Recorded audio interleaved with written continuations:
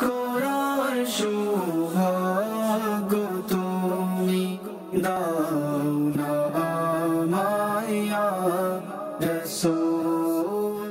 আলহামদুলিল্লাহি রাব্বিল আলামিন ওয়া সলাতু ওয়াস সালামু আলা সাইয়্যিদিল মুরসালিন আম্মা বা'দ আউযু বিল্লাহি মিনাশ শাইতানির রাজীম বিসমিল্লাহির রহমানির রহিম আসসালাতু ওয়াস সালামু আলাইকা ইয়া রাসূলুল্লাহ ওয়া আলা আলিকা ওয়া আসহাবিকা ইয়া হাবিবাল্লাহ আসসালাতু ওয়াস সালামু আলাইকা ইয়া নবিয়াল্লাহ ওয়া আলা আলিকা ওয়া আসহাবিকা ইয়া নূরাল্লাহ। মাদানী চ্যানেলের দর্শক শ্রোতা, উপস্থিত হয়েছি আলহামদুলিল্লাহ মাদানী চ্যানেল বাংলার পবিত্র হজের মাসের মধ্যে স্পেশাল ট্রান্সমিশন নিয়ে হজ ও কুরবানি অনুষ্ঠান। আলহামদুলিল্লাহ আপনারা দর্শক শ্রোতা যে যেখান থেকে আমাদের অনুষ্ঠানে দেখতে পাচ্ছেন, সংযুক্ত হয়েছেন বিভিন্ন মাধ্যমে, চ্যানেলের মাধ্যমে, সোশ্যাল মিডিয়ার মাধ্যমে, আপনাদের সকলকে জানায় অসংখ্য শুভেচ্ছা ও মুবারকবাদ। দর্শক, আমাদের অনুষ্ঠানের মধ্যে আমরা বিভিন্ন আলহামদুলিল্লাহ হজ সম্পর্কিত এবং আউলিয়া কেরাম, সাহাবায়ে কিরাম, আম্বিয়া কেরামের বিভিন্ন জীবনীও আলহামদুলিল্লাহ এখানে উঠে আসে, হজ ও কুরবানি রিলেটেড আলহামদুলিল্লাহ। তো অনুষ্ঠানের শুরু থেকে শেষ পর্যন্ত আমাদের সঙ্গে থাকবেন, আপনাদের সাথে আলহামদুলিল্লাহ নাতের রসুল শোনার জন্য আমাদের নাত খা ইসলামী ভাই উপস্থিত থাকেন। মোবাইলের দাওয়াত ইসলামী থেকে আলহামদুলিল্লাহ কোরআন এবং হাদিসের আলোকে অসংখ্য বিষয় যা আমাদের অজানা তা জানার সৌভাগ্য হয়ে থাকে আলহামদুলিল্লাহ। তাই অবশ্যই শুরু থেকে শেষ পর্যন্ত আমাদের সঙ্গে থাকবেন, ইনশাআল্লাহ অনেক কিছু ইলমে দ্বীন শেখার সৌভাগ্য নসিব হবে। আসুন প্রথমত আমরা অনুষ্ঠান শুরু করার সময়ও একটা দরুদ শরীফ পাঠ করেছিলাম। এই যে দরুদ শরীফ পাঠ করার কেমন ফজিলত ও বরকত রয়েছে সে সম্পর্কে আসুন একটি হাদিস শরীফ শ্রবণ করি, যিনি দাওয়াত ইসলামী প্রতিষ্ঠাতা শাইখে তরিকত আমির আহলে সুন্নাত মাওলানা মুহাম্মদ ইলিয়াস আত্তার কাদেরী দামাত বারকাতুহুল আলিয়া, তিনি আমাদেরকে দরুদ শরীফ পাঠ করার উৎসাহ প্রদান করতে গিয়ে অসংখ্য তিনি দরুদ শরীফ পাঠ করার ফজিলত বিভিন্ন হাদিস শরীফ তিনি তার রিসালার মধ্যে লিখেছেন। সেরকম একটি হাদিস শরীফ এসেছে এরকম যে রাসূল পাক সাল্লাল্লাহু তাআলা আলাইহি ওয়া আলিহি ওয়াসাল্লাম ইরশাদ করেন, হে লোকেরা, নিশ্চয় কিয়ামতের ভয়াবহতা থেকে তাড়াতাড়ি মুক্তিপ্রাপ্ত ব্যক্তি সেই হবে যে দুনিয়াতে থাকা অবস্থায় আমার উপর অধিক হারে দরুদ শরীফ পাঠ করবে। সুবহানাল্লাহ, সুবহানাল্লাহ। কঠিন কিয়ামতের ভয়াবহতা কেমন হবে আমরা বিভিন্ন সময় শুনেছি, আর আলহামদুলিল্লাহ আমার নবী বলছেন যে ওই কঠিন কিয়ামতের ভয়াবহতা থেকে তাড়াতাড়ি মুক্তিপ্রাপ্ত ব্যক্তি সেই হবে যে দুনিয়াতে থাকা অবস্থায় আমার নবীর প্রতি বেশি পরিমাণে দরুদ শরীফ পাঠ করবে। আল্লাহ তাআলা আমাদেরকে সে তৌফিক দান করুক। আসুন মহব্বতের সাথে আমরা আরেকটি বার দরুদ শরীফ পাঠ করে নিই। সাল্লু আলাল হাবিব সাল্লাল্লাহু তাআলা আলা মুহাম্মদ সাল্লাল্লাহু তাআলা আলাইহি ওয়া আলিহি ওয়াসাল্লাম। কুরবানির মাস আলহামদুলিল্লাহ, হজ ও কুরবানি আলহামদুলিল্লাহ আমাদের অনুষ্ঠান চলমান আছে। তো আজকে আলহামদুলিল্লাহ আমাদেরও বিভিন্ন বিষয় নিয়ে বিভিন্ন আলোচনা আমরা করব। তো সে সম্পর্কে জানার জন্য আমরা আজকে আলহামদুলিল্লাহ আমাদের স্টুডিওতে আমন্ত্রণ জানিয়েছি মোবাইলের দাওয়াত ইসলামীদেরকে। শিশুবাতে মাশাআল্লাহ আজকে আমাদের সাথে কামাল হুজুর, আমাদের নঈম হুজুর, আমাদের নাত হোসেন ইসলামী মাশাআল্লাহ রয়েছেন। হুজুর, আপনাদের অসংখ্য শুভেচ্ছা এবং শুকরিয়া জ্ঞাপন করছি আপনাদের আজকে আপনাদের গুরুত্বপূর্ণ সময় দিয়ে আমাদের অনুষ্ঠানের সৌন্দর্যকে বৃদ্ধি করার জন্য। তো ইনশাআল্লাহ আমাদের আমন্ত্রিত মোবাইলের দাওয়াত ইসলামীদের দিকে আমরা বিভিন্ন কুরআন এবং হাদিসের আলোকে পবিত্র হজ সম্পর্কিত বিভিন্ন আরো মাদানী ফুল ইনশাআল্লাহ শুনবো। তার আগে আসুন আমাদের অনুষ্ঠানের একটি সেগমেন্ট নাতের রসুল কালামে পাক শোনার সৌভাগ্য হয় আলহামদুলিল্লাহ আমাদের নাত পরিবেশনকারী ইসলামী ভাই থেকে। আসুন আমরা সে কালাম নাতের রসুল শোনার সৌভাগ্য অর্জন করব। সাল্লু আলাল হাবিব সাল্লাল্লাহু তাআলা আলা মুহাম্মদ সাল্লাল্লাহু তাআলা আলাইহি ওয়া আলিহি ওয়াসাল্লাম। সাল্লি আলা রাসূলিনা সাল্লি আলা মুহাম্মাদিন সাল্লি আলা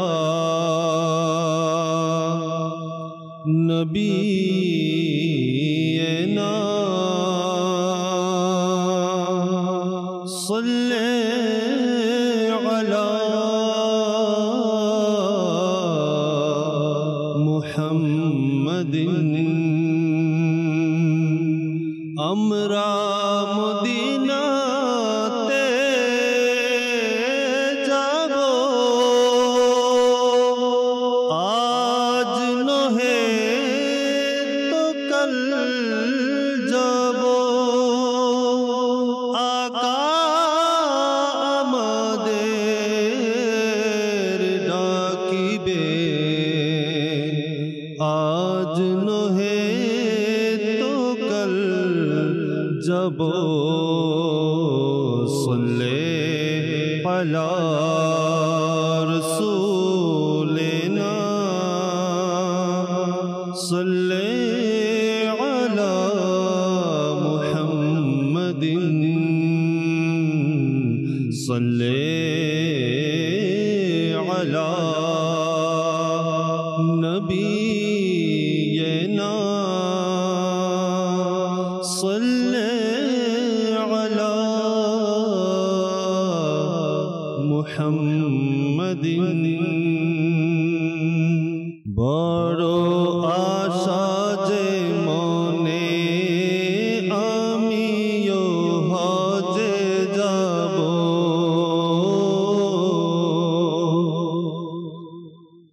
बड़ो आशा जे मने आमियो हजे जाबो बड़ो आशा जे मने आमियो हजे जाबो बड़ो आशा जे मने आमियो हजे जाबो कांदी बसे निर्जने आमियो हजे जाबो নাই কোনো সম্বল আমার নাই কোনো সম্বল আমার আমি কেমনে যাব মুরে ডাকো হে খোদা আমিও হজে যাব বড় আশা যে মনে আমিও হজে যাব মক্কা গিয়ে করব আমি কাবার তাওয়াফ কাবার তাওয়াফ কাবার সামনে কেঁদে কেঁদে চাইব গুনাহ মাফ চাইব গুনাহ মাফ মুরে ডাকো হে খোদা মুরে ডাকো হে খোদা আমিও কাবা দেখিব বড় আশা যে মনে আমিও হজে যাব বড় আশা যে মনে আমিও হজে যাব সাদা ইহরাম পড়ে আমি যাব আরাফাত যাব আরাফাত সেথায় গিয়ে ফকির বেশে করব মুনাজাত করব মুনাজাত সেই দিন কবে আসিবে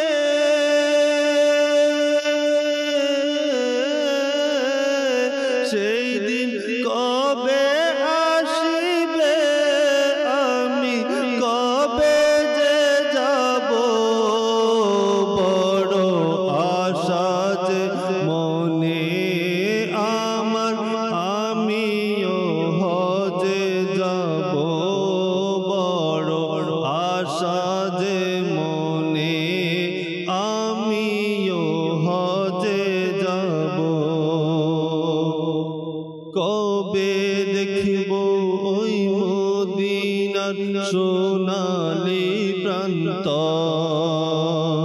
কবে তাহার শীতল হাওয়ায় জোড়াবো অন্তর জোড়াবো অন্তর ও বুঝ মন তো বুঝে না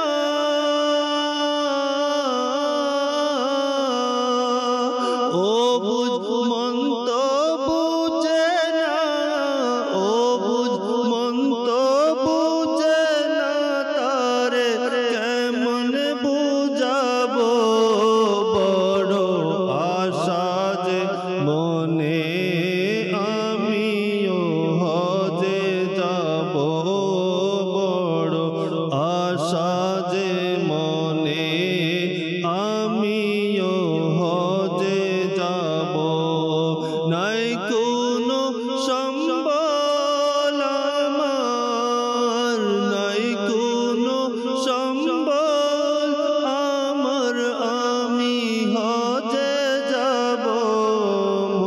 রে ডাকো হে খোদা আমিও হজে যাব বড় আশা যে মনে আমিও হজে যাব বড় আশা যে মনে আমিও হজে যাব।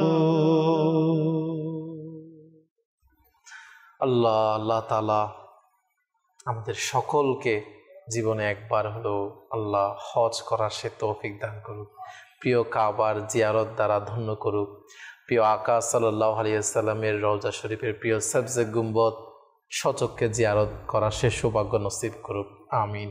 দর্শক শ্রোতা, আলহামদুলিল্লাহ পবিত্র হজের মাস আসলেই তো সকলেরই আশা যে মানুষ হজ করবে, কাবাগরের চারিদিকে তাওয়াফ করবে। আল্লাহ কেমন শান মান তাদের! এভাবে তো অনেক আম্বিয়াই কেরাম আলাইহিমুসসালাম তারাও কাবার জিয়ারত করেছে, হজ করেছে। আমার নবী সাল্লাল্লাহু আলাইহি ওয়াসাল্লামও করেছেন, আহলে বাইত যারা ছিল তারাও হজ করেছে, এভাবে সাহাবাই কেরাম আলাইহিমুর রিদওয়ানগণ করেছে, আউলিয়া কেরামগণ করেছে। আল্লাহ পাক আমাদের মতো গুনাহগার বান্দাদেরও আল্লাহ তাআলা সেই তৌফিক দান করুক। পবিত্র হজের মাস ডান পাশ থেকে শুরু করব কামাল হুজুরের মাধ্যমে। হুজুর কি বলবেন আসলে যখন এরকম কালাম হজ নিয়ে পাঠ করে এবং এভাবে যখন আহলে বাইত তারাও হজ করেছে, আল্লাহ পাকের নেককার বান্দা তারাও হজ করেছে, এ বিষয়ে যখন আসে দর্শকের উদ্দেশ্যে কি বলবেন? আল্লাহ পাক সবাইকে সৌভাগ্য দান করুক। জি, কারণ কিতাবে আছে বান্দা যারা হজ করে জি, সে এমন যেন আজকে সে ভূমিষ্ঠ হয়েছে, সুবহানাল্লাহ, সেই সুবহানাল্লাহ, কামিয়াব ওয়ালাদের মধ্যে অন্তর্ভুক্ত হয়ে যায়। সুবহানাল্লাহ, এটা সুবহানাল্লাহ, অনেক বড় একটা নিয়ামত। আল্লাহ সবাইকে আমাদের সবাইকে তৌফিক দান করুক, আমিন। এখানে একটা জিনিস, কাবা হজ বেসিকলি কাবা, আরাফা, মিনা, মুজদালিফাকে নিয়ে। জি, এখানে যে বা যাহারা হাজিগণ বর্তমানে যাচ্ছে আর আশিকে রসুলগণ, নবীর সাহাবিগণ এবং নবীর খানদানের পেয়ারা ইমাম হাসান মুজতাবা রাদিয়াল্লাহু তাআলা আনহুও 20 বারের উপরে হজ করেছে। সুবহানাল্লাহ, সুবহানাল্লাহ। আর ওই হজটা বেশিরভাগ পায়ে হেঁটে, আল্লাহ, মানে হেঁটে হেঁটে। সুবহানাল্লাহ, সুবহানাল্লাহ। উনি একবার হজে গেলেন, ওই হজে যখন গেলেন কাবাকে সামনে রেখে উনি কিছু মন্তব্য করলো, মানে নিজের কিছু আকুতি মিনতি। যখন বান্দা তাওয়াফ করে, তাওয়াফের পর মাকাম ইব্রাহিমের সামনে রেখে 2 রাকাত নফল নামাজ পড়া লাগে।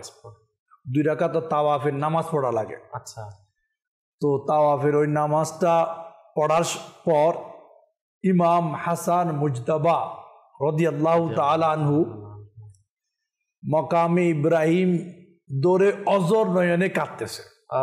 আচ্ছা, কেন কাঁদতেছে? ওনার কান্না আর আমাদের অবস্থানের মধ্যে পার্থক্যটা বলবো এই জন্য। আচ্ছা, আচ্ছা। তুমি বলতেছে, ও বাড়ি রাহি, আমি তো লজ্জিত, তোমার দরবারে আসছি, পায়ে হেঁটেও আসি নাই। আমি তো অদম, কিভাবে মাওলা তোমার দরবারে আমি উপস্থিত হব?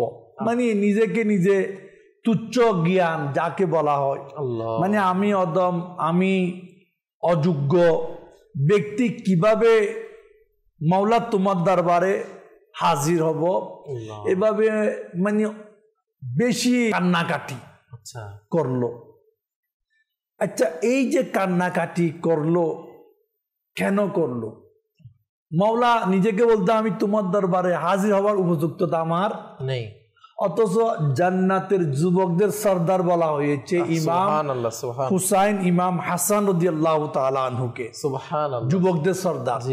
আর উনি যুবকদের সর্দার হবেন জান্নাতে, আর উনি বলতেছে আমি এর লায়েক না, আমি এর উপযুক্ততা আমার কাছে নাই, নিজেকে নগণ্য মনে করছেন। আচ্ছা, এরপর উনি হেরাম থেকে বের হয়ে গেলেন। বের হয়ে দেখলেন কিছু মিসকিন, এখনো দেখবা অনেকে ভিক্ষা করে এখানে, জি জি, কিছু মিসকিন সৎকার রুটি খাবারের জন্য রাখছে, খাচ্ছে এই ধরনের। তো মিসকিনরা বলতেছে, ইয়া আলী, যে আপনি আমাদের সাথে বসে মেহমানদারি গ্রহণ করুন। আচ্ছা, দেখেন, একজন ইমাম, একজন জান্নাতি যুবকের সর্দার, উনি অহংকার করে নাই, মানে তুচ্ছ জ্ঞান করে নাই ফকির মিসকিনদেরকে, তাদের সাথে বসে গেল। বসার পর ওই সৎকার রুটিগুলা ওরা যেগুলো আছে খাবারের জন্য দিচ্ছে, তখন ইমাম হাসান মুজতবা রাদিয়াল্লাহু তাআলা আনহু বলল, নবীর বংশধরদের জন্য সদকা খাওয়া হারাম। আল্লাহ, আমি তোমাদের সাথে বসছি, বসে গিয়েছে, কিন্তু তোমাদের খাবারটা আমি খেতে পারবো না। খেতে পারবো না। দেখেন, এক তো নিজেকে অনুপযুক্ত বলা হচ্ছে মওলার দরবারে, দ্বিতীয় আবার মিসকিনদেরকে খুশি করার জন্য তাদের খাতারে তাদের সাথে বসে গেল। এবং কিতাবে আরা লিখতেছে, উনি উনাদেরকে অর্থাৎ মিসকিনদেরকে নিজের পক্ষ থেকে ভালো খাবারও পরিবেশন করাইলেন, সাথে সাথে দিরহাম আচ্ছা ও মিসকিন গরিবদেরকে প্রদান করলো। সুবহানাল্লাহ। এরপর উনি বিদায় নিল। এখানে দুই তিনটা কথা আজকে যারা হাজি তাদের জন্য, যারা এখন লব্বাইক আল্লাহুম্মা বলার জন্য যাচ্ছে তাদের জন্য। দেখেন, আমরা কাবাগরে গিয়ে, কিতাবে আছে কাবাকে প্রথম নজরে দেখে যে দোয়া করা হয় আল্লাহ ওই দোয়া কবুল করে। সুবহানাল্লাহ। আচ্ছা, এই ধরনের দোয়া প্রথম কি আমার করার সুযোগ আছে বা আমি করেছি, না আমি অন্য মনস্ক ছিলাম? এক। দ্বিতীয়, ইমাম হাসান রাদিয়াল্লাহু তাআলা আনহু কাবাকে সামনে রেখে বলতেছে, আমি আল্লাহ তোমার দরবারে আসার উপযুক্ততা আমার নাই, আমি লজ্জিত, কিভাবে দণ্ডায়মান হব? আমাদের যারা হাজিগণ যায় তার কি ওই ফিলিংস, ওই অনুভূতি হয় না? সেলফি নিয়ে আমি এখন লাইভ কল দিচ্ছে পরিবারকে, আমি এখন কাবা সামনে, এই দেখো কাবা আমার পিছনে, যেটা হাজিগণ দেখতেছে, অনেক দৃশ্য এই ধরনের দেখা যায়। আচ্ছা, এরপর যেভাবে একজন পুত পবিত্র, তেরি নসলে পাক ও মেহে বাচ্চা বাচ্চা নূর কা, সুবহানাল্লাহ, মানে আমার নবীর পরিবারের সবাইকে আলা হযরত নূর বলতেছে। সুবহানাল্লাহ। যার পুত পবিত্র হওয়ার পরও নিজেকে বলতেছে আমি অদম, আমি অনুপযুক্ত। আমরা যারা কাবাকে দেখি, কাবার সামনে হাজির হই, আমাদের জবান থেকে, আমাদের দিল থেকে এই ধরনের শব্দ বলি কি বের হয়? এই ধরনের চিন্তা কল্পনা কি আমার থেকে আসে? এটা একটা দেখার বিষয়। সাথে সাথে আজকে আমাদের কাছে যদি ক্ষমতা থাকে বা অর্থ থাকে, আমরা দরিদ্র শ্রেণীর, লো ক্লাস, মিসকিন, এতিম, এই ধরনের মানুষের পাশে বসা, তার সাথে খাওয়া, তার ইনভাইটে লব্বাইক বলা, আমরা 190 জন করি না। মানে নিজেকে মানায় না বলে কি, মানে এটাকে আমি লোকেলাদের সাথে কেন বলবো? আমার এটা অহংকার আছে, এটা শয়তানি খাসলাত আছে, একটা আরেকজনকে অন্যকে তুচ্ছ মনে করা, মানে হিংসা আছে, অন্য থেকে নিজেকে আমি একটা মনে করা, মানে আমার তাকাব্বুর, ফখর আছে।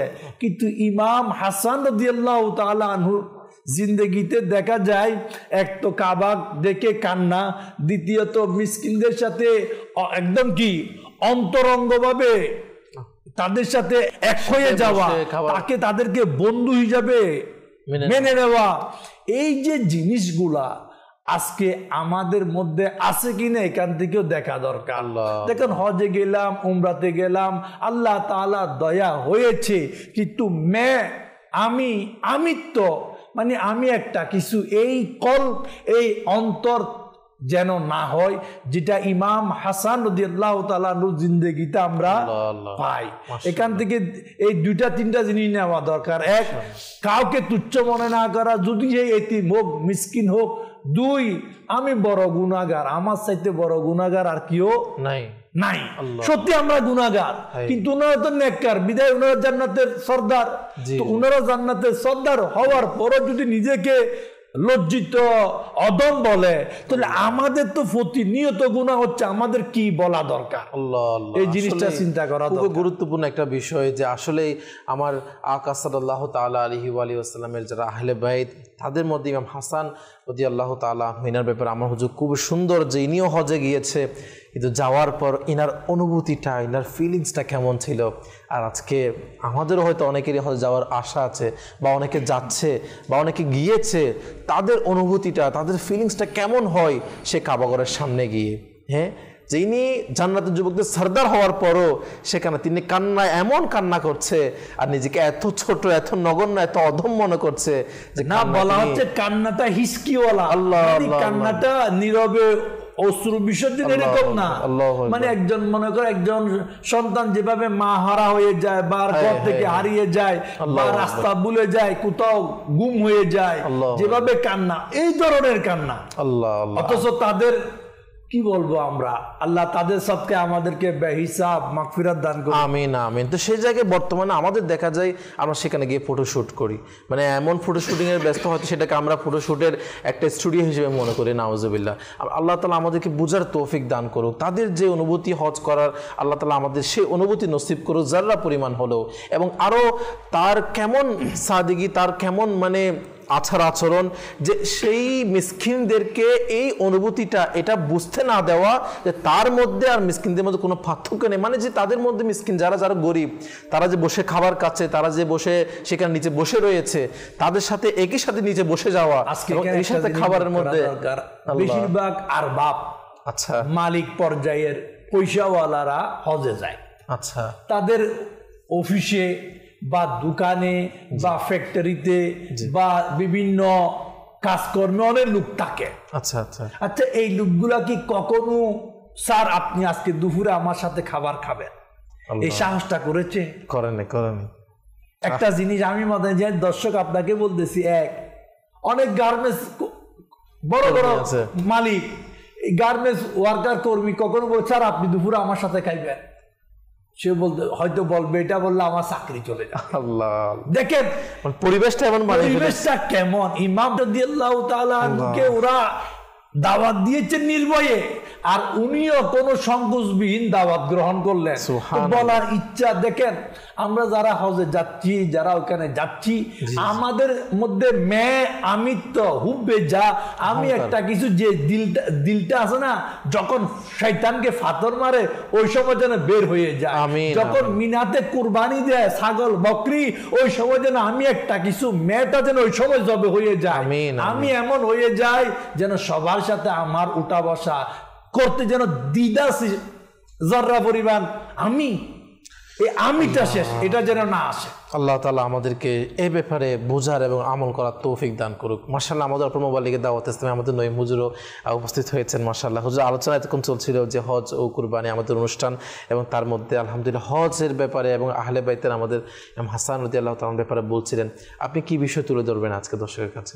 আল্লাহ সুবহানাহু ওয়া তাআলার দরবারে শুকরিয়া যে আল্লাহ তাআলা আমাদেরকে পবিত্র জিলহজ মাসে নসিব করেছেন, আলহামদুলিল্লাহ। আর এই সময়টা, প্রতিটা সময়টা, মুহূর্তটা খুবই গুরুত্বপূর্ণ, যে সময়টা হাজিগণ, হাজি সাহেবগণ লাব্বাইক আল্লাহুম্মা লাব্বাইক তালবিয়া পাঠ করছেন। সুবহানাল্লাহ। পৃথিবীর জমিনে স্বাভাবিকভাবে তো সবাই আল্লাহ পাকের জিকিরের মধ্যে ব্যস্ত, নিঃসন্দেহে সবাই তো আল্লাহ রাসূল সাল্লাল্লাহু আলাইহি ওয়াসাল্লামের ইয়াদগারের মধ্যে ব্যস্ত।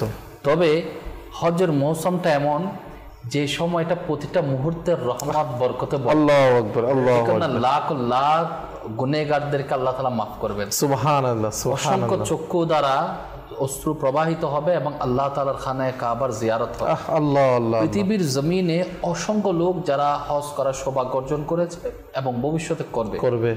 একটা জিনিস খেয়াল রাখতে হবে, নেককারদের হজ, বদকারদের হজ, নবী পরিবারের যারা রয়েছে তাদের হজ, অসংখ্য হজ তো অনেকেই করে, জি কিন্তু হজের যে নিয়ত স্বাভাবিকভাবে একজন মুসলমানের উপর সামর্থ্যবান সামর্থ্যবানদের উপর জীবনে একবার জি হজ কিন্তু ফরজ করা হয়েছে জীবনে একবার।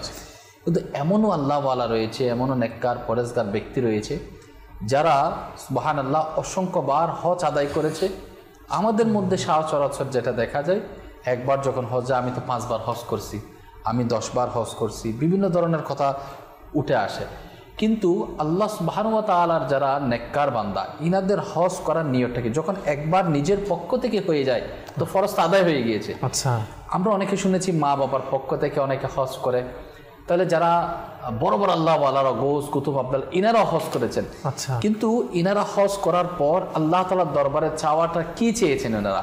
জি এখানে দেখবেন আল্লাহ ওয়ালাগণ উম্মতে মুহাম্মাদের জন্য জি তাদের মধ্যে একটা মহব্বত ভালোবাসা অন্তরের মধ্যে ছিল, এবং সুবহানাল্লাহ, এমন এমন কিছু তারা কিছু করে দেখিয়েছেন যেটা অন্যদের সাথে সহজে মিলে না, তুলনা হয়। মানুষ স্বাভাবিক যায় নিজের গুনাহ মাফ করাচ্ছে। হ্যাঁ, যারা আল্লাহ ওয়ালা তারাও তো গুনাহ মাফ চাচ্ছে, কিন্তু তাদের গুনাহ মাফ চাওয়া এবং গুনাহগার ব্যক্তি গুনাহ মাফ চাওয়ার মধ্যে বেশ কম রয়েছে। কারণ আল্লাহ ওয়ালাগণ যখন গুনাহ মাফ চায় তাদের মর্যাদাটা আল্লাহ পাক বাড়িয়ে দেয়, কারণ গুনাহ করছে না, তারা তো নেককার হয়ে আলহামদুলিল্লাহ জীবন যাপন করছে। তো একজন আল্লাহ ওয়ালা যিনি হযরতে সাইয়েদনা আলী ইবনে মুওয়াফফাক রাহমাতুল্লাহ আলাইহি, ইনার ব্যাপারে আসছে তিনি যে হুজুরে করিম রউফুর রহিম সাল্লাল্লাহু তাআলা আলাইহি ওয়াসাল্লামের পক্ষ থেকে অনেকবার হজ আদায় করেছে। সুবহানাল্লাহ, আমরা জীবনে অনেক শুনেছি মা বাবার পক্ষ হয়ে কেউ মা বাবার হয়ে হজ করছে, বাবার হজ আদায় করছে, মায়ের হজ আদায় করছে। আল্লাহু আকবার। জীবনে সামর্থ্যবানদের উপরে কয়বার? একবার। বলা হচ্ছে ইনি আলী ইবনে মুওয়াফফাক রাহমাতুল্লাহ আলাইহি, ইনি অসংখ্যবার হুজুরে করিম সাল্লাল্লাহু আলাইহি ওয়াসাল্লামের পক্ষ হয়ে হজ আদায় করেছেন। সুবহানাল্লাহ। যেমন আমরা স্বাভাবিক শুনেছি যে যাদেরকে আল্লাহ তাআলা তৌফিক দিয়েছে নিজের কুরবানি দেয়, অংশ যদি বেশি থাকে, দেখা যাচ্ছে ওয়াজিব হয়েছে 3 জনের উপর, দেখা যাচ্ছে 7 ইচ্ছা একটা গরু কুরবানি দিচ্ছে পুরাটাই, তো হুজুর আলাইহিস সালাতু ওয়াস সালামের পক্ষ থেকে কুরবানি দেয়। তো হয়তো আমরা এটাই শুনি না যে হুজুরে করিম সাল্লাল্লাহু আলাইহি ওয়াসাল্লামের পক্ষ থেকে হজ আদায় করা। মাশাআল্লাহ, আল্লাহ ওয়ালাগণ ইনাদের হজ তো করে, হজের যে একটা মূল্যায়ন, হজের যে একটা গুরুত্ব, এমনি সবারটা স্বাভাবিকভাবে তো সবাই সওয়াব পাচ্ছে, ইনার সওয়াবের মাত্রাটা কেমন বৃদ্ধি পাচ্ছে, এবং আল্লাহ সুবহানাহু ওয়া তাআলার দয়া পেলে ইনাদের মাধ্যমে মানুষ যখন দোয়া করে তো দোয়া কেন আল্লাহ তাআলা কবুল করবে না? বলা হচ্ছে হুজুর করিম সাল্লাল্লাহু তাআলা আলাইহি ওয়াসাল্লামের পক্ষ থেকে যে ইনাকে স্বপ্নে দিদার দেওয়া হলো, সুবহানাল্লাহ সুবহানাল্লাহ, এবং হুজুর করিম সাল্লাল্লাহু আলাইহি ওয়াসাল্লাম বললেন যে আমাকে জিজ্ঞেস করা হলো, হে আলী ইবনে মুওয়াফফাক রাহমাতুল্লাহ আলাইহি, তুমি কি আমার পক্ষ থেকে হজ করছো? বলছে ইয়া রাসূলুল্লাহ সাল্লাল্লাহু আলাইহি ওয়াসাল্লাম, জি হ্যাঁ। সুবহানাল্লাহ। তুমি যে তালবিয়া পাঠ করো সেটাকে আমার পক্ষ থেকে পাঠ করো? আল্লাহ, ইয়া রাসূলুল্লাহ সাল্লাল্লাহু আলাইহি ওয়াসাল্লাম অবশ্যই। তখন হুজুর করিম সাল্লাল্লাহু আলাইহি ওয়াসাল্লাম ইরশাদ ফরমালেন, জি হ্যাঁ, শুনে রাখো, তুমি কিয়ামতের দিন আমি তোমাকে জান্নাতে প্রবেশ করিয়ে দেব। সুবহানাল্লাহ সুবহানাল্লাহ। এর বলছে যখন তোমাকে জান্নাতে প্রবেশ করাই দেব, সেই সময়টা কিন্তু মানুষ নিজেদের আমলনামার হিসাব কিতাব দেওয়ার মধ্যে নিজেদেরকে ব্যস্ত রাখে। আর যে সময় মানুষ ব্যস্ত, হুজুর করিম সাল্লাল্লাহু আলাইহি ওয়াসাল্লামের পক্ষ থেকে হজ আদায় করার কারণে ইনি এত সম্মানিত। এটা হুজুর আলাইহিস সালাতু ওয়াস সালামের স্বপ্নে ইশারা দিয়ে দিয়েছেন। সুবহানাল্লাহ। তাহলে বুঝতে হবে যারা আহলে বাইতে রাসূল, যারা নবীর পরিবারের যারা সদস্যগণ হজ করেছেন, দেখবেন ইনাদের হজের মধ্যে হয়তো সবকিছু কিতাবের মধ্যে লিখনের মধ্যে আসে নাই, সবকিছু হয়তো কিতাবের মধ্যে খণ্ডন হয় নাই, লেখার মধ্যে আসে নাই, কিন্তু ইনাদের হজ করার মধ্যে যেহেতু ইনারা একবার করে ফেলেছেন, তো ইনাদের খানে কাবার জিয়ারত করা, ইনাদের মদিনায়ে তৈয়বার মধ্যে পৌঁছে যাওয়া, দেখবেন ইমাম হোসেন রাদিয়াল্লাহু তাআলা আনহুর শাহাদাতের পর হযরত সিদ্দিক ইমাম যায়নুল আবেদিন রাদিয়াল্লাহু তাআলা ইনি তো ইনাদেরকে মদিনায় পাঠিয়ে দেওয়া হয়েছে, তো ইনারা হজ করেছেন, ইনারাও তো আলহামদুলিল্লাহ আমাদের মদিনায় পাকে জিয়ারত করেছে। ওনাদের চাওয়াটা কি ছিল, চাওয়াটা কি ছিল, হুজুর আলাইহিস সালাতু ওয়াস সালামের ফরিয়াদটা কি ছিল, যদি আপনি যদি জিনিসগুলো যদি মিলাই দেখেন, দেখবেন এতে প্রত্যেকটা নিঃশ্বাসের মধ্যে, প্রত্যেকটা চাওয়ানোর মধ্যে উম্মতের প্রতি দরদ ছিল। সুবহানাল্লাহ, কেমন ভালোবাসা ছিল, যেটা প্রকাশ করার মতো নাই। কিছু কিছু হয়তো যদি বা কিতাবের মধ্যে খণ্ডন হয়েছে, কিতাবের মধ্যে লেখনের মধ্যে এসেছে, ইনারা কোন দোয়াটা করেছেন, কোন সময় কি, বা কেউ একজনের চোখে পড়েছে, উনি এরকম করে কান্না করতেছে। আশিকদের এই কর্মগুলা কলমে আনা খুব কঠিন কঠিন কঠিন। কেন কঠিন আমি আপনাকে বলি, যেমন ইমাম হাসান রাদিয়াল্লাহু তাআলা আনহু ওনার লাইফে, আচ্ছা, মদিনা থেকে মক্কার দূরত্ব কমবেশ 400 কিলোমিটার। আল্লাহু আকবার। 20 বার হেঁটে হেঁটে হজ করা। সুবহানাল্লাহ সুবহানাল্লাহ, 20 বারের উপর। আমরা হইলে বলবো ভাই আনে আমরা 300 কিলোমিটার ঢাকা টু সিটাং, ওইটা বাই আর্মি। জি জি 20 বার। ঠিক অনুরূপ ভাবে ইমাম হুসাইন রাদিয়াল্লাহু তাআলা আনহু হেঁটে হেঁটে আল্লাহ দেখেন নবীর পরিবারের খানদানদের তাজিমে কাবা কেমন। আল্লাহু আকবার, আল্লাহু আকবার। মানে উভয় ভাই জান্নাতি যুবকদের সরদার, কিন্তু কাবার গুরুত্ব কেমন, মাশাআল্লাহ, কাবার ফজিলত ওনাদের কাছে কেমন কেমন ছিল। ওনারা আসছে মদিনা থেকে, জি জি ঠিক আছে, কিন্তু এই যে আসার পথটা তাজিমে কাবা পায়ে হেঁটে পায়ে হেঁটে হেঁটে আসে। এখানে একটা জিনিস খেয়াল করার বিষয়, এখানে একটা নেকি 1 লক্ষ, সুবহানাল্লাহ, আবার একটা গুণও 1 লক্ষ। 1 লক্ষ, আল্লাহ আল্লাহ। দেখেন এখানে নেকি তো আছে, জি, কিন্তু এখানে কদম রাখার সময় চিন্তা করতে হবে কোনো গুনাহ হচ্ছে কি। আল্লাহু আকবার। অবশ্যই এটা আমি এই হেরমকে অনর্থক দুনিয়াবি কথার মধ্যে ব্যয় করলাম কিনা, এই হেরেমের জমিনকে আমি আড্ডার মধ্যে নষ্ট করলাম কিনা, এটাকে অনর্থক ফালতু মোবাইলে বা এমনি কথার মধ্যে নষ্ট করলাম কিনা। কিন্তু ইমাম হাসান, ইমাম হুসাইন রাদিয়াল্লাহু তাআলা আনহু, উনাদের যদি জিন্দেগি দেখো, মদিনা থেকে হজে যাওয়া, কাবা দেখা, তাহলে দৃশ্যটা দেখা যাবে শুধু কান্নারত। আল্লাহ, মানে শুধু কান্না আর কান্না, আর বলতো আমি তো এটার উপযুক্ত। এবং কুতুব কিতাবের মধ্যে একটা কথা আসে সেরকম যে আল্লাহ পাকের ভয়ে যারা কান্না করে, আল্লাহ পাকের ভয়, এটা কিন্তু 2 রকমের। একটা হচ্ছে আমরা সাধারণ যারা গুনাহগার, আমরা হয়তো আমাদের গুনাহের কারণে আমরা কান্না করি। যারা আল্লাহওয়ালা, যারা নেককার, হ্যাঁ, যারা আল্লাহ পাকের কাছে অনেক মকামওয়ালা, তারা আল্লাহ পাকে যে ভয়, এটা হচ্ছে যে ওই ভয় যেটা তারা এই জন্যই কান্না করে, এই জন্য ভয় করে আল্লাহ পাক তাদেরকে যে নিয়ামত দিয়েছে, আল্লাহ পাক তাদেরকে যে মান মর্যাদা দিয়েছে, এটা যেন হাতছাড়া হয়ে না যায়, এটা যেন কমে না যায়। আল্লাহওয়ালাদের কান্না এই জন্য বেশি থাকে, কারণ কিতাবে আছে ইলমওয়ালা গণ আল্লাহকে বেশি ভয়। আল্লাহ আল্লাহ আল্লাহ, নিঃসন্দেহে। দেখেন এখানে হায়াতুন নবী সাল্লাল্লাহু তাআলা আলাইহি ওয়াসাল্লামের একটা ফরমান আছে, 3টি আওয়াজ আল্লাহ পাক নাকি বেশি পছন্দ করে। নাম্বার 1 আযান, আযানের শব্দটা। জি জি জি, এই আযানের শব্দ আমরা 5 ওয়াক্তে 5 বার শুনি। জি, এই আযান নামাজের জন্য হয়, ছেলে জন্ম হলে তখনও আযান শোনানো হয়। এই আযানের মধ্যে ফজিলত কি? কোন ভূমিকম্প হচ্ছে, আযান দাও, ইনশাআল্লাহ ভূমিকম্প দূর হয়ে যাবে।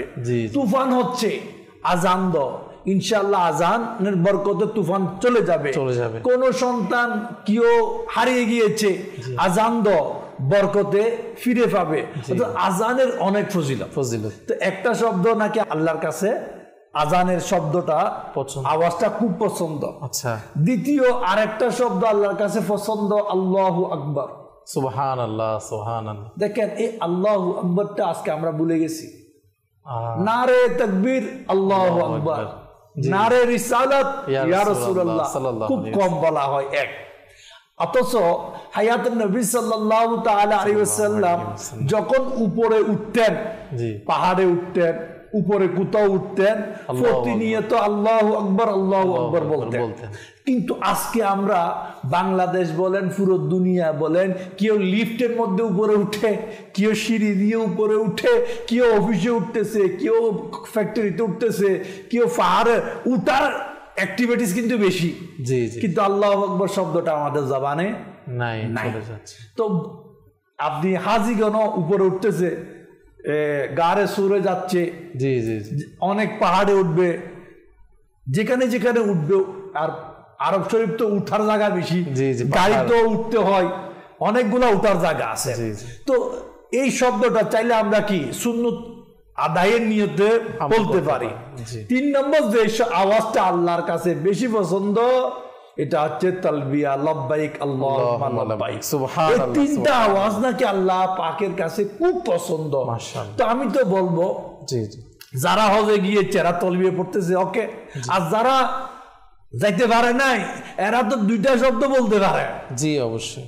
মানে আযানও দিতে পারে, আল্লাহু আকবার বলতে পারে। এবং কিতাবের মধ্যে হুজুর এটাও এসেছে, আমার আকা সাল্লাল্লাহু আলাইহি সাল্লাম প্রায় নামাজের পরও এবং প্রায় পরিবারদের সাহাবায়ে কেরামদেরকেও এটা উপদেশ দিয়েছে যে তোমরা কি করো, লাব্বাইক আল্লাহুম্মা লাব্বাইক, এটা পাঠ করতে থাকো। যারা হাজি এদের পাশাপাশি আমরাও আমাদের স্থানে থেকে লাব্বাইক আল্লাহুম্মা লাব্বাইক এটা জিকির করতে পারেন। আল্লাহ তাআলা আমাদেরকে আমল করার তৌফিক দান করুন। কিছু কল অ্যাড করবো, SMS অ্যাড করবে, এরপর ইনশাআল্লাহ আমরা আবারও আলোচনায় ফিরে আসবো ইনশাআল্লাহ। যে আমাদের কল শুনিয়ে দিন।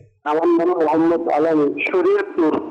আমি একটা মাত্রা শুনতে চাই, ওনার মাথাটা আমার কানের বেদনা সবগুলি শুনতে বলতে পারি না। আচ্ছা, মাশাআল্লাহ, আল্লাহ কবুল করুক আপনাকে। আমাদের সঙ্গে থাকার অনুরোধ, ইনশাআল্লাহ চেষ্টা করা হবে আপনার অনুরোধ পূরণ করার জন্য। জি, পরবর্তী কল। মানিকগঞ্জ। আমি একটি নাচের আপন শুনতে চাই, সেটি হলো মাহফুজ হাসান লিখে, আমি দেখে দেখে। আচ্ছা, মাশাআল্লাহ, শুকরিয়া জ্ঞাপন করছি আপনি আমাদের কল করেছেন। আমাদের সঙ্গে থাকার অনুরোধ, চেষ্টা করা হবে ইনশাআল্লাহ আপনার অনুরোধ পূরণ করার জন্য।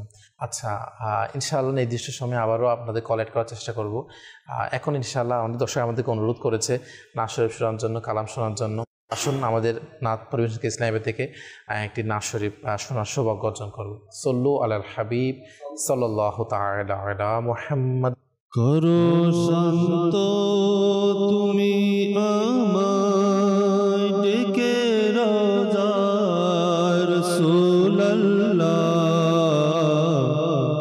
করো শান্ত তুমি আমায় ডেকে রাজা রাসূলুল্লাহ, করো শান্ত তুমি আমায় ডেকে রাজা রাসূলুল্লাহ, দয়া করো দয়ার সাগর ডাকো আমায় রাসূলুল্লাহ, দয়া করো দয়ার সাগর ডাকো আমায় রাসূলুল্লাহ, করো শান্ত তুমি আমায় ডেকে রাজা রাসূলুল্লাহ, দয়া করো দয়া সাগর তুমি আমায় রাসূলুল্লাহ, ডাকো আমায় তুমি আকা, ডাকো রোজা রাসূলুল্লাহ,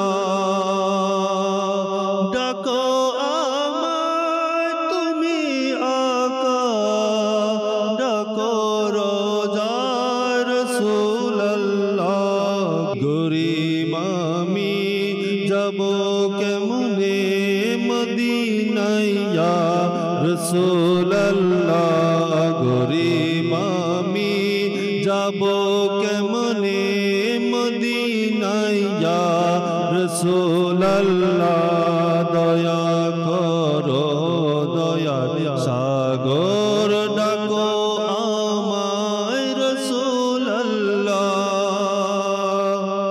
দোহাই তোমায় বড় পীরের আবু বকর মহাবীরের, দোহাই তোমায় বড় পীরের আবু বকর মহাবীরের, সবুজ গম্বুজ দেখাওয়া আমায়, সবুজ গম্বুজ দেখাওয়া কা তুমি আমায় রাসূলুল্লাহ, সবুজ গম্বুজ দেখাওয়া আমায় তুমি আকা রাসূলুল্লাহ, দয়া করো দয়া সাগর ডাকো আমায় রাসূলুল্লাহ, যখন হবে তোমার দিদার তখন ঈদ হবে যে আমার ইয়া রাসূলুল্লাহ,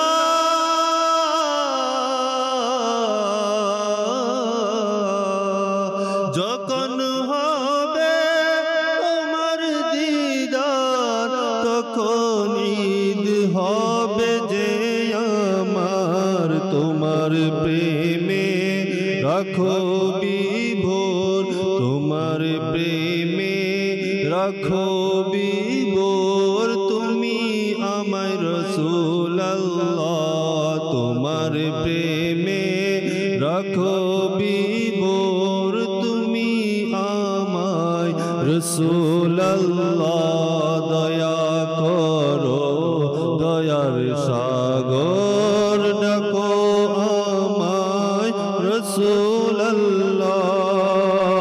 শুনো শুনো হে হাজী ভাই, সালাম দিও নবীর রওজায়।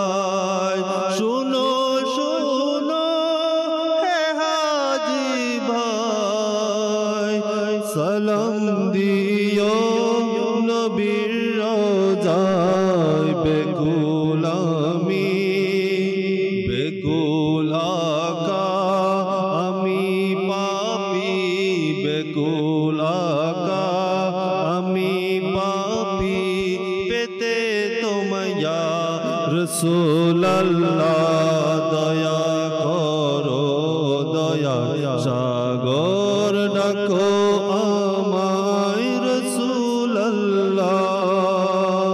যখন যাব মদিনাতে করো দয়া তুমি মোরে, যখন যাব মদিনাতে করো দয়া তুমি মোরে, তোমার দিদার দিও আকা, তোমার দিদার দিও আকা, তুমি আমায় রাসূল আল্লাহ, দয়া করো দয়ার সাগর, ডাকো আমায় রাসূল আল্লাহ, করো শান্ত তুমি আমায় ডেকে রওজায় রাসূল আল্লাহ, দয়া করো দয়ার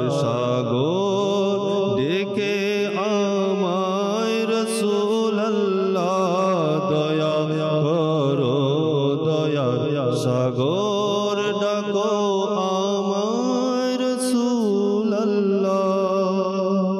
আমিন আমিন। আল্লাহ তাআলা কবুল করুক। আল্লাহ তাআলা তার প্রিয় হাবিব সাল্লাল্লাহু আলাইহি ওয়াসাল্লামের সদকায়, তার প্রিয় হাবিবের দরবারে আমাদের উপস্থিতি সৌভাগ্য নসিব করুক। আমিন।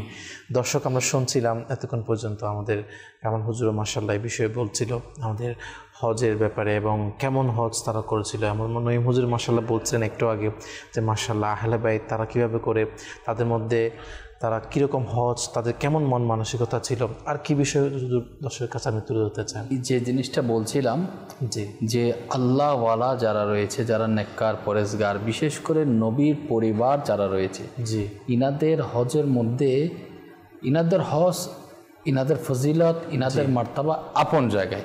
জি, তো ইনাদের পক্ষ থেকে উম্মতের প্রতি দরদ, সুবহানাল্লাহ। এটা হচ্ছে আমি যে পয়েন্টে নিয়েছি, আমার মূল থিমটা হচ্ছে এটাই যে আল্লাহ ওয়ালাগণের যেখানে থিম থাকে যে হুজুর করিম সাল্লাল্লাহু আলাইহি ওয়াসাল্লামের উম্মতের প্রতি জি জি দরদ ভালোবাসা, সেখানে নবীর পরিবারের ভালোবাসাটা উম্মতের প্রতি কেমন হবে, আর হুজুর করিম আলাইহিস সালাতু ওয়াস সালামের পক্ষ থেকে সেটা কেমন হতে পারে। সুবহানাল্লাহ তো সুবহানাল্লাহ। কিছুক্ষণ আগে যেটা বলছিলাম, হযরতে সাইয়েদনা আলী ইবনে মুওয়াফ্ফাক রাহমাতুল্লাহ আলাইহি, তিনি প্রায় 50 বার হজ করছে। 50 বার হজ করে তিনি বলছে আমি বেশিরভাগ সবকটি হুজুর করিম সাল্লাল্লাহু আলাইহি ওয়াসাল্লামের পক্ষ থেকে নিজের মা বাবা এবং 4 খলিফার এনাদের নামে আমি হজটা আদায় করেছি, ইনশাআল্লাহ সওয়াব করেছি। সুবহানাল্লাহ। কিন্তু আমার একটা হজ বাকি রয়েছিল, যে হজটা আমি ইনশাআল্লাহ সওয়াব করি নাই। আচ্ছা, তো ওই হজের অবস্থার মধ্যে বলা আচ্ছা আমি কি করব এখন, এমন সময় আল্লাহু আকবার, বলা হচ্ছে আমি আরফাতের ময়দানের মধ্যে যখন অবস্থান করলাম, পুরা সমবেত সবাইকে দেখলাম, তাদের আওয়াজ শুনে আল্লাহ পাকের দরবারে এই ফরিয়াদটা করে দিলাম, আল্লাহ এখানে যার হজটা তোমার দরবারে কবুল হয় নাই, দেখেন মহব্বতটা কেমন। আল্লাহু আকবার। হজ কবুল হয়েছে, এটা ইনার সাথে মওলার সাথে কানেক্ট হয়ে গেছে। যে বান্দাটার হজটা কবুল হয় না আমি তার জন্য ইসাল্লাহ সব করতেছি, সুবহানাল্লাহ, আমি তার পক্ষে হজ করতেছি, কিন্তু মওজুদ মধ্যে ওখানে ওই হজের মধ্যে আছে আল্লাহু আকবার বলা হচ্ছে। অতঃপর যখন বলা হচ্ছে আমি মুজদালিফার মধ্যে যখন আমি ঘুমিয়ে পড়লাম তো তওবা কবুলকারী কে আল্লাহ সুবহানাহু ওয়া তাআলা স্বপ্নে দেখালো, সুবহানাল্লাহ, যার তওবা কবুল হয়েছে গুনাহগার ওকে দেখালো যে আল্লাহ তাআলা আমাকে ইরশাদ করলেন, এ আলী ইবনে মুআফফাক রাহমাতুল্লাহ আলাইহি, তুমি কি আমাকে কিছু উপহার দিতে চাও? আমি আরফাতের উপস্থিত সকল মানুষ তাদের সংখ্যার চেয়ে আরো অধিক এবং তাদের চেয়ে দ্বিগুণ মানুষকে ক্ষমা করে দিলাম, আর তাদের প্রত্যেকের পরিবার পরিজন প্রতিবেশীর পক্ষেও সুপারিশ কবুল করে নিলাম। সুবহানাল্লাহ, যেটা বললাম যারা আল্লাহওয়ালা নেককার পরেজগার তাদের এই যে মন মানসিকতা, তাদের চিন্তাধারা একটু ভালো নিয়ত, গুনেগারের প্রতি বদকারের প্রতি তাদের একটু সহানুভূতি, এই দরদটা যখন মওলার দরবারে পেশ করে তখন ইনাদের হজটা কেমন মকবুল হয়ে যায়। আল্লাহ তাআলা শুধু ওই ব্যক্তি না, বলা হচ্ছে আরফাতের ময়দানে অবস্থান এবং দ্বিগুণ তাদের পরিবার পরিজনের পক্ষেও কি করছে সুপারিশ কবুল করে নিছে। সুবহানাল্লাহ, আল্লাহ তাআলার যারা নেককার বান্দা হুজুর করিম সাল্লাল্লাহু আলাইহি ওয়াসাল্লাম এবং ইনার পরিবার পরিজন, ইনাদের যে কানেক্টটা উম্মতের প্রতি আছে, মহাব্বত, দরদ, ভালোবাসা, ইনাদের প্রত্যেকটা চলা, তাদের কান্না, এই কান্নার উদ্দেশ্যটা আমরা খুঁজে পাবো না। তারা যে অশ্রু বিসর্জন করছে ওই অশ্রু বিসর্জনের মধ্যে যে আল্লাহ তাআলার দরবারে ওনাদের মন থেকে কি দোয়া দিছে, আমাদের জন্য কি দোয়া দিছে।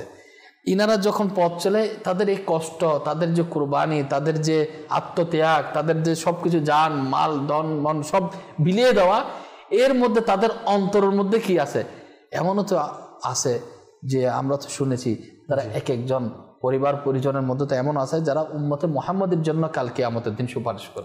সুবহানাল্লাহ, তো তাদের হজ কুরবানি এগুলো আল্লাহ তাআলার দরবারে মকবুল। ইনাদের কান্নাকাটি করা, তাদের কুরবানির পশু কুরবানি করা, ইত্যাদি কার্যক্রমের মধ্যে উম্মতের কিন্তু মুহাব্বত ভালোবাসা কিন্তু জড়িত রয়েছে, উম্মতের দরদ রয়েছে, যেগুলো হয়তো আমরা জানি না। সেজন্য বলা হচ্ছে আল্লাহ ওয়ালাদের সঙ্গে সফর করার জন্য।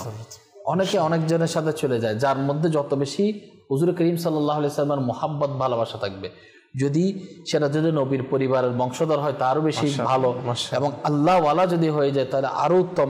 নবীর পরিবার আল্লাহ ওয়ালা পরেজগার মুত্তাকি আশিক রাসূল ইনাদের সফরের মধ্যে থাকলে তাদের দোয়ার মধ্যে যদি আমিন বলা হয়, তাদের নিয়ত, তাদের মকসদটা কি জিনিসটা আল্লাহ রাসূল সাল্লাল্লাহু আলাইহি ওয়াসাল্লাম এমন বেশি কানে যখন একটু চলে আসে এটা আল্লাহর দরবারে কবুল হয়। সুবহানাল্লাহ, সেজন্য তাদের সাথে সফরতা থাকা আমাদের উচিত। মাশাআল্লাহ, আসলে এটা খুব গুরুত্বপূর্ণ একটা পয়েন্ট যে আসলে যারা হজ করতে যায় বা যারা যে কোনো সফরে যায় না কেন, বিশেষত হজের ক্ষেত্রে, তখন যদি আশিকের রাসূলদের সাথে আল্লাহ ওয়ালাদের সাথে যদি হজটা হয় না, তারা একটু আগেও যে বিষয়টা নিয়ে কামাল হুজুরও বলেছিল যে আসলে আমরা আজকে হজ তো করতে যাই, তো সেখানে আমরা সেটাকে মানে ফটোশুট করার একটা বলা দরকার। এখানে মনে করো লক্ষ লক্ষ মানুষ হয়, জি জি জি, মানব সেবার কিন্তু বড় একটা সুযোগ আছে সুবহানাল্লাহ হাজিদের। মাশাআল্লাহ, কিভাবে ওখানে মানুষ যখন বেশি হয় একটু গ্যাদারিং বেশি হয়, কষ্ট বেশি হয়। জি জি জি, যদি আল্লাহ ওয়ালাদের মতো স্যাক্রিফাইস ওয়ালা মাইন্ড নেওয়া হয়, ইসার করা, মানে অপরের খুশিতে আমি খুশি, আল্লাহ, তাহলে মনে হয় হজ মকবুল হতে দেরি হবে না। আল্লাহু আকবার। কারণ আল্লাহ পাকের বান্দাকে আল্লাহ মার চাইতে বেশি ভালোবাসে, আর যখন ওই বান্দার জন্য অপর বান্দা আসানি করে আল্লাহ ওই বান্দাকে বেশি ভালোবাসে। সুবহানাল্লাহ, এই জন্য এখানে অনেক সুযোগ আছে, অনেক সুযোগ। সবার সাথে কি উদারতা, আন্তরিকতা, মানবতার ফেরিওয়ালা আর একটা কি জি জি বড় সুযোগ আছে এই হাজিদের। মানে আমার ভাইয়ের যেমন আছে না, এক জিহাদে ফানি বলে ফানি, তো সাকি পানি পান করাইতে গেল, জি জি জি, তো পানি পান করবে, সেই দুনিয়া থেকে বিদায় নিবে, কিন্তু ফাঁসের ভাই আরেকটা বলতেছে ফানি, এখন ইনি বলতেছে আমাকে না আমার ভাইকে দাও, মানে ও মৃত্যু সজ্জায়, মৃত্যু অবস্থা, কিন্তু নিজের ওই আকাঙ্ক্ষা ভাইয়ের জন্য কুরবান করে দিল। আচ্ছা, দ্বিতীয় ভাইয়ের কাছে গেল সাকি পান করানোর জন্য পানি, দ্বিতীয় ভাইকে পানি পান করাবে, তৃতীয় আরেকটা সাইড থেকে আওয়াজ আসতেছে পানি, দ্বিতীয় ভাই বলতেছে আমাকে নয় আমার ভাইকে দাও। আল্লাহ, দেখেন ইসলাম কুরবানি দিয়ে শুরু। সুবহানাল্লাহ, ইসলাম কুরবানির উপর প্রতিষ্ঠিত, সুবহানাল্লাহ, ইসলাম কুরবানির উপর জীবিত, ইসলাম কুরবানির উপর সৌন্দর্য। আপনি ইসলামের প্রতিটি ডিপার্টমেন্টে যান, প্রতিটি সেক্টরে যান, কুরবানি বাধ্যতামূলক। বাধ্যতামূলক। এখন আমরা তো মনে করি 1 লাখ 2 লাখ ছাড়া 3 লাখ টাকা গরু জবে করলে, আরে এটার নাম কুরবানি না। জি জি, কুরবানি আসল হচ্ছে আমার চাইতে আমার ভাইকে প্রাধান্য দেওয়া, প্রাধান্য দেওয়া, নিজের চাইতে নিজের জরুরতের চাইতে অপর ভাইকে বেশি গুরুত্ব দেওয়া, গুরুত্ব দেওয়া। এটার নাম হচ্ছে কুরবানি। নিঃসন্দেহে। যেমন এই কুরবানিটা কে দিত আপনি অবাক হইবেন। জি জি, ইমাম হুসাইন রাদিয়াল্লাহু তাআলা আনহুর কুরবানি যে আপনি কারবালাতে তো আছে, এটার উপরে তার কুরবানি নাই, কিন্তু উনার মদিনার 54 বছরের জিন্দেগির কুরবানি ডেইলি উনার কাছে লক্ষ দিরহাম নজরানা তুফা আসতো, আর উনি ডেইলি লক্ষ টাকা সূর্য ডুবার আগে গরিব দুঃখী অভাবী কষ্টে পীড়িত সবাইকে দিয়ে দিত। সুবহানাল্লাহ, নিজের জন্য রাখতো না। এটাকে বলা হয় ইসলাম রে ভাই। মাশাআল্লাহ। ইমাম জয়নুল আবিদিন রাদিয়াল্লাহু তাআলা আনহু জিন্দেগি এরকম। জি জি, ওনার সম্পর্কে আসতেছে, উনি হজ করতে আসতেছে। আচ্ছা, হজে তো কাফেলা, তখন তো সফর হতো কাফেলা নিয়ে, এখন তো কাফেলা হয় ইনকামের জন্য। এখানে একটা কথা বলা দরকার আছে। ইমাম জয়নুল আবিদিন রাদিয়াল্লাহু তাআলা আনহু ঘটনার আগে, জি, হজ ফরজ কখন হবে? অর্থ থাকলে, জি, এক। কিন্তু মহিলার জন্য 2টা, আপনার সাথে মুহরিম বাধ্যতামূলক। এখন আমাদের অনেক ভাই আছে বলে আমি আমার মাকে হজে পাঠাইছি কাফেলার সাথে, আল্লাহ, মুহরিম কিও নাই। অনেকে বলে আমি আমার মাকে উমরাতে পাঠাইছি, 1.5 লাখ টাকা খরচ হয়েছে, মা অনেক খুশি, মুআল্লিম। এ কি তোর বাবা না তোমার চাচা না তোমার কাকা, যাদের সাথে বিবাহ হারাম তাদের মধ্যে ভাই কে? কি এই না না কাফেলার লোক। এই যে একটা জিনিস আমাদের মধ্যে, যেমন মা আয়েশা সিদ্দিকা রাদিয়াল্লাহু তাআলা আনহার জিন্দেগিতে আসতেছে, আমার নবী সাল্লাল্লাহু তাআলা আলাইহি ওয়াসাল্লামের পরে উনি অনেকবার সুযোগ পাইছে কি এই কাবা এখানে আসার জন্য, কিন্তু আসে নাই। কারণ ফর্দা আগে, শরীয়ত আগে। তো এই জিনিসটা আমাদের আগে দেখা দরকার। আমি আমার মাকে পাঠাচ্ছি, মার সাথে যাবার লোককে, মানে শরীয়ত মোতাবেক, সে কি বাপ না ভাই না চাচা, এই ধরনের কেউ লাগবে, এই জিনিসটা দেখি। না হলে কি বলবো, তাদের উপর হস্ত গুনাহ হয়ে যাবে এর দ্বারা। আল্লাহ সুবহানাহু ওয়া তাআলা অনেক বড় দয়াবান। আল্লাহ তাআলার পক্ষ থেকে আল্লাহর ওলিকে কি দান করেন? আল্লাহ হাবিব আলাইহিস সালাতু ওয়াস সালাম খুব সুন্দরভাবে ইরশাদ করেছেন যে প্রত্যেক ওলিকে আল্লাহ তাআলা কি দান করেন? প্রত্যেক আল্লাহ তাআলা তার ওলিকে উন্নত চরিত্র এবং দানশীলতার যে গুণে গুণান্বিত এই জিনিসটা দান করে। সুবহানাল্লাহ, সুবহানাল্লাহ। উন্নত চরিত্র তো বলতেছে, যারা উন্নত চরিত্রবান হবে তারা অবশ্যই অবশ্যই শরীয়তের হুকুম আহকামের প্রতি খেয়াল রাখবে। আর যেটা বললো মানবতার জন্য, মানবতার সেবা করার জন্য অনেকে হজ অনেক কষ্ট করে আসে, এরকম আছে জোগাড় করে নবীর রওজা দেখার জন্য, আল্লাহর ঘর কানায় খাবার জিয়ারত করার জন্য। সামর্থ্যবান অনেকভাবে হওয়া যায়, কেউ জমি সেল করে বা যায় জোগাড় করে, এভাবে নিজেকে আল্লাহ রসুলের দরবারে যাওয়ার জন্য প্রস্তুত করে নেয়।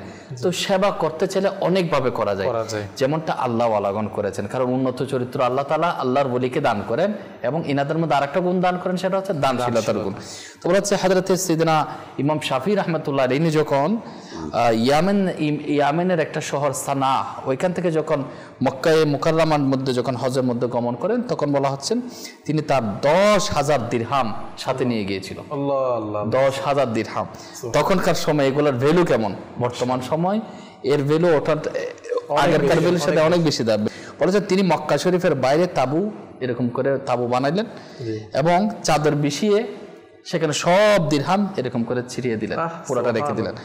এবং যে আসতো তাকে একটা দুটা না, এরকম মুষ্টি ভরে দিয়ে দিতেন, মুষ্টি ভরে দিয়ে দিতেন। এভাবে বলা হচ্ছে এমনকি দিতে দিতে দিতে এভাবে চাদরখানি তিনি ঝাড় দিলেন, মানে এভাবে একটা ঝাড় দিলেন। বলা হচ্ছে পরবর্তীতে দেখা গেলো কোনো কিছু আছে কিনা চাদরের মধ্যে একটা অবশিষ্ট নেই, সব কিছু হাজিদের জন্য তোফা দিয়ে দিয়েছে, মানে মুষ্টি ভরে যে আসছে তাকে দিয়ে দিয়েছে। মানে কেন দিছে? একটা কথা বলা দরকার। এখানে একটা নেকি 1 লাখ, 1 টাকা দাম করলো। এখন আমাদের হাজিরা টাকা নিয়ে যায় নানার জন্য, নানির জন্য, শ্বশুর বাড়ি, খালার জন্য, বন্ধুর জন্য, শুধু মার্কেটিং করবে। অনেকে স্বর্ণ নিয়ে আসে, এটা নিয়ে আসে, ওটা নিয়ে আসে, মেজরিটি মার্কেটিং করে। নাহলে মেয়ের শাশুড়ি নারাজ হবে, তোমার বাপ হজে গেছে কিছু নিয়ে আসে নাই, নাহলে ছেলের শাশুড়ি নারাজ হবে কিছু আনে নাই বিয়াই সাই। দেখেন মাদানী চ্যানেলের দর্শক বিদ্যা, আল্লাহ সবাইকে বরকত দান করুন। আমি গেছি আল্লাহ এবং তার রাসূলের মুহাব্বতে ফরজ আদায় করতে। আমি তো বলবো যত অর্থ আছে সামর্থ্য এখানে দান করে যায়, মার্কেটিং এর নিয়তে না যায়। এক, দ্বিতীয়, আমি কি মার্কেটিং এর জন্য গেছি না মাওলার দরবারে নিজের কবুলিয়তের জন্য গেছি? এটা দেখবেন 40 দিন থাকে এই হাজি সাহেব, হেরাম, মদিনা হেরাম, মক্কা হেরাম, এখানে মদিনায় 50,000 নাকি একটাতে। এখানে যে সুযোগটা আছে এটা কেন আমি মার্কেটিং এ করবো? ওখানে যে জিনিসগুলো আমরা ক্রয় করি সব তো এখানে আছে রে ভাই, নাই কি সবই তো বাংলাদেশে কি নাই। কিন্তু আফসোস আমাদের মেজরিটি হাজি মহিলা নিলে তো আরো শেষ, এ বলে এটা নিতে হবে ওটা নিতে হবে, না তো বাড়িতে এসে মার্কেট করে চাইলে ভর্তি করে দিতে পারে। আমার অনুরোধ, মার্কেটিং যদি করা লাগে এখান থেকে করে দিই। আর কেউ যদি বলে ভাই আমি ইবাদত করতে গেছি, মার্কেটিং করতে যাই নাই, আমি বাজারে যাই নাই, এই জিনিসটা বুঝাই। যেমন আমি ইমাম জয়নুল আবিদ্দিন রাদিয়াল্লাহু তাআলা আনহুর ঘটনা বলতেছিলাম। উনি মদিনা থেকে হজে আসতেছে। আচ্ছা, এহরামের কাপড় পরছে, এহরামের কাপড় পরলে তালবিয়া বলা লাগে, লব্বাইক আল্লাহুম্মা। এখন উনার এটা বলার আগে উনার শরীরে কাঁপুনি শুরু হয়ে গেছে। কাঁপুনিটা আমাদের কাঁপুনি হয় অসুস্থতার কারণে, উনার কাঁপুনি শুরু হয়ে গেছে মাওলার ভয়ে। উনি কাঁপতেছে আর উনার চেহারাটা হলুদের মতো হয়ে গেল। উনার মুখ দিয়ে খফে ইলাহির কারণে তালবিয়া লব্বাইক আল্লাহুম্মা বের হচ্ছে না। তো উনার সাথে কাফেলা যারা ছিল, হুজুর এটা পড়া লাগে, এটা শরীয়তের কানুন, পড়েন। এখন উনি বলতেছে আমি যদি বলি লব্বাইক আমি হাজির, আর আল্লাহ যদি বলে লা লব্বাইক, তোমার হাজিরি আমি কবুল করি নাই, তখন কি হবে? আমি এই বয়ে লব্বাইক আল্লাহুম্মা বলতে পারতেছি না। এখন উনার ভয় এত বেশি হয়ে গেল, উনি পারতেছে না। তখন কাফেলার লোকেরা বলতেছে ইয়া আলিজা ইয়া সৈয়দি, তালবিয়া তো পড়া লাগবে, পড়েন।